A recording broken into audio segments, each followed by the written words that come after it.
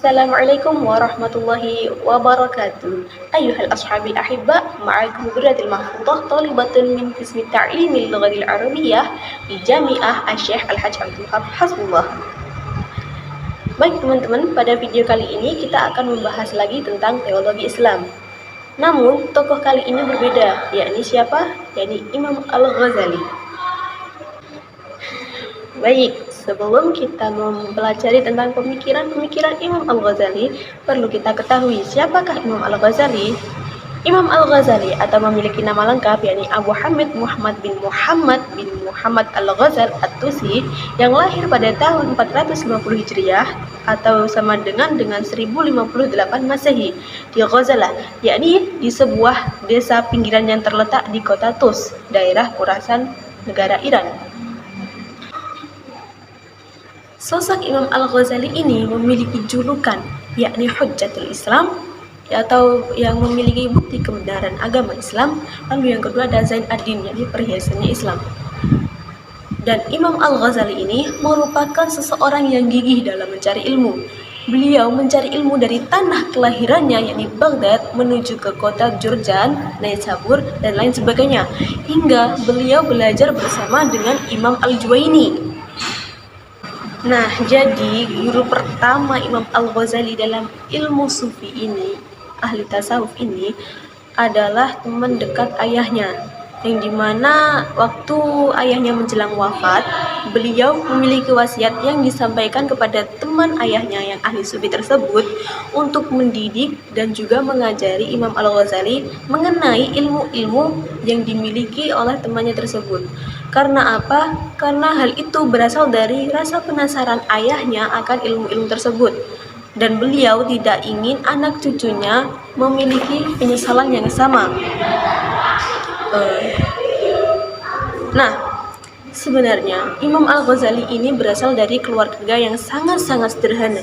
Namun hal tersebut tidak membuat hatinya goyah dalam mencari ilmu pengetahuan, karena memang Imam Al-Ghazali ini merupakan anak yang sangat-sangat mencintai ilmu pengetahuan dan juga seseorang yang gemar mencari kebenaran walaupun keadaan keluarganya itu sangat-sangat kurang mendukung dalam bidang ekonomi. Nah, pada masa kecilnya, Imam Al-Ghazali mempelajari dasar-dasar fikih kepada Ahmad bin Muhammad Ar-Razakani di Tunisia. Setelah itu, ia melanjutkan perjalanan menuntut ilmunya ke Naisabur, yaitu ibu kota Kesultanan Saljuk, yang juga diberi julukan sebagai kota belajar di Baghdad. Kota pelajar setelah Baghdad. Di sana, Imam Al-Ghazali belajar kepada Al-Haramain, ya, atau juga dikenal sebagai ulama yang paling karismatik di sana. Nah, selama belajar dengan Imam Haramain, Imam Al-Ghazali ini menguasai ilmu seperti madzhab-madzhab Islam serta pemikirannya, terus retorikanya, lalu ada juga usul fikih, yang mana ilmu-ilmu tersebut sangat populer pada masanya. Maka dari itu, Imam Haramain itu dibuat kagum oleh kecerdasan atas pemikiran Imam Al-Ghazali yang masih usia dini.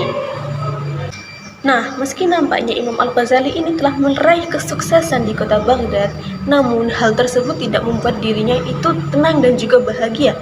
Justru beliau itu membuatnya semakin gelisah dan juga menderita. Karena apa? Karena dalam pikirannya itu masih berkecamuk mengenai banyak hal pertanyaan, apakah jalan yang dilalui beliau ini benar.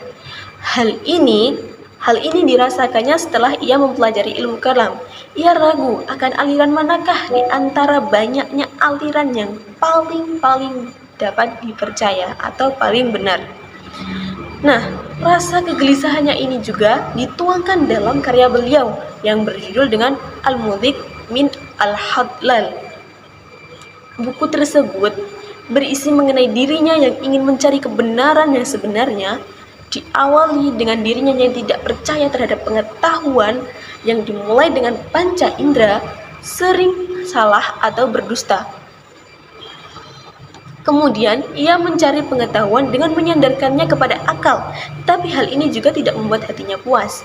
Hal ini pun kemudian dituangkan lagi dalam karyanya yang lain yang berjudul dengan Tahafut al-Falsafah, yang berisi mengenai tanggapan-tanggapan dan juga sanggahan kepada para ahli filsuf. Nah, dari sedikit mengenai beliau sebelumnya, sudah dapat disimpulkan bahwa beliau itu menghabiskan hidupnya dengan hal-hal yang berguna seperti nuansa ilmiah, mengajar, dan juga tasawuf. Lalu kita akan membahas tentang pemikiran Imam Al-Ghazali. Nah, Imam Al-Ghazali ini kan merupakan seorang ulama besar yang dimiliki Islam sepanjang sejarahnya.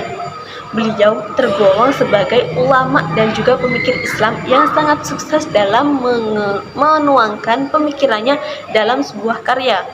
Seperti yang kita lihat, sekarang banyak sekali kitab-kitab karya Imam Al-Ghazali yang dikaji di pondok-pondok pesantren.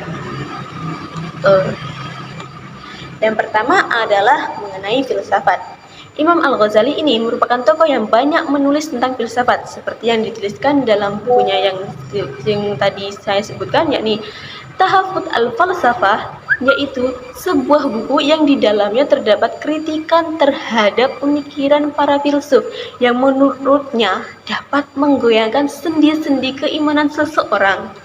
Tapi di sisi lain, beliau juga menulis buku dengan berjudul lain, yakni Maqasid al-Falsafah. Di sini, beliau menjelaskan tentang permasalahan-permasalahan yang berkaitan dengan logika, teologi, dan juga metafisika. Dalam satu kitab karangan Imam Al-Ghazali yang berjudul Al-Mudhik Minal Adlal, beliau mengemukakan pendapat dan membagi filosof sekaligus juga memvonis kekafiran mereka.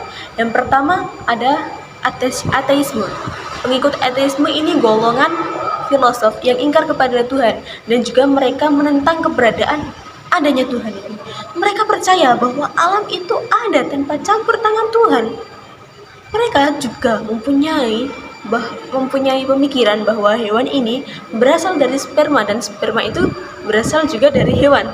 Nah, seperti hal ini dikemukakan seperti antara ayam dan juga telur, manakah yang lebih dulu? Nah, seperti kita lihat sendiri kan, hal itu masih rancu. Lalu yang kedua ada pengikut faham naturalisme. Pengikut faham naturalisme ini merupakan golongan filosof yang sekian lama meneliti dan juga mencermati keajaiban hewan dan juga tumbuh-tumbuhan. Mereka menyaksikan tanda kekuasaan Tuhan dan pada akhirnya pun mereka mengakui keberadaannya. Tapi dikarenakan saking terlalu banyaknya meneliti alam ini, golongan ini memiliki kesan bahwa daya berpikir manusia tergantung bagaimana watak biologisnya. Dan jika watak biologis tersebut hilang, otomatis hilang juga lah daya pikirnya, yang mengakibatkan mereka berpikir bahwa mengembalikan sesuatu yang telah tiada adalah pekerjaan yang mustahil. Nah, dari pandangan tersebutlah Al-Ghazali memvonis golongan-golongan tersebut. Juga para filosof Islam yang inspirasinya tertuju pada para filsuf Yunani, sepertinya halnya Ibnu Sina dan juga Al-Farabi. Nah, di dalam buku Al-Ghazali menentang para filsuf Islam yang dibagi menjadi 20 macam. Yang beberapa di antaranya adalah yang pertama, membatalkan pandangan bahwa mereka beranggapan alam itu azali. Yang kedua adalah membatalkan pandangan bahwa mereka beranggapan alam ini kekal. Lalu yang ketiga, menjelaskan keraguan mereka bahwa Allah adalah pencipta alam semesta. Lalu yang keempat, menjelaskan kelemahan mereka ketika menetapkan sebuah dalil bahwa mustahil adanya dua Tuhan.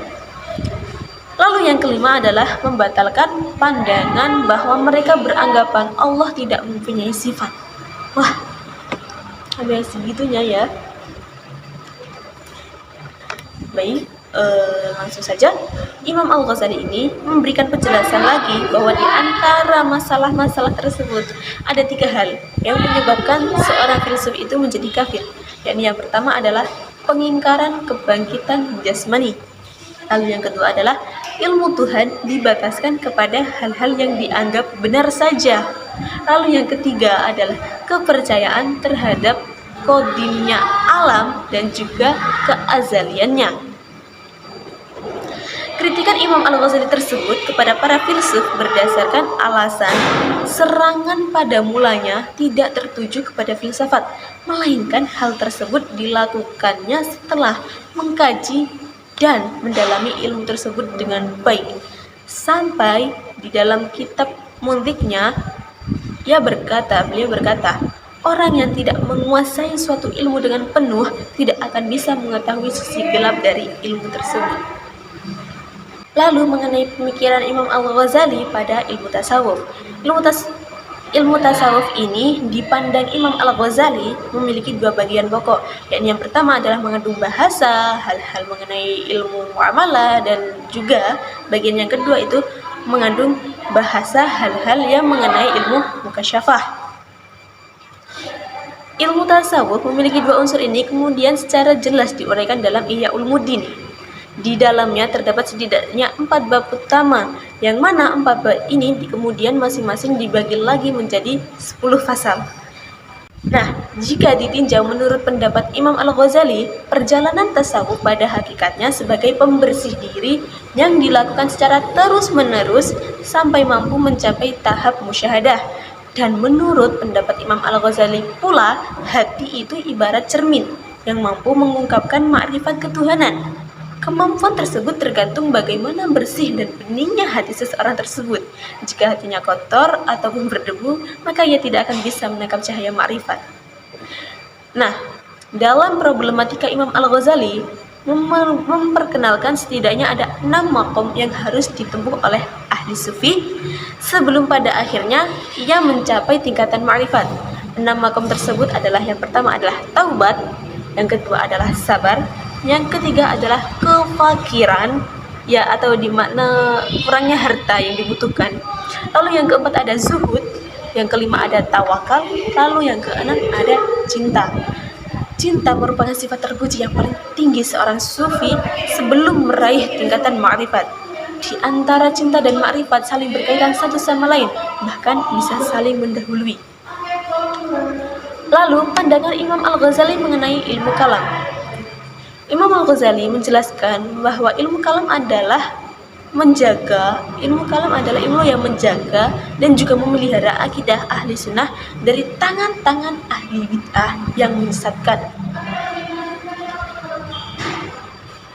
Hal ini diimplementasikan oleh Imam Al-Ghazali pada masa Al-Asy'ariyah. Mengembangkan pemahamannya, beliau menjadi salah satu tokoh generasi kelima, di mana ia berpendapat bahwa Tuhanlah yang menciptakan daya maupun perbuatan.